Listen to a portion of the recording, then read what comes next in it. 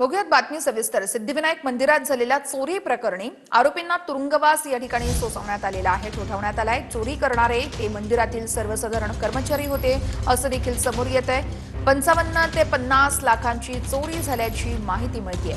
येत्या काळामध्ये सिद्धिविनायक मंदिराची सुरक्षा अधिक वाढवणार असल्याचं सांगितलं जात आहे। ही अतिशय दुर्दैवी अशी घटना आहे। मंदिरामध्ये चोरी होणं हा भक्तांच्या श्रद्धेचा लागलेला एक मोठा प्रकारे धक्का आहे।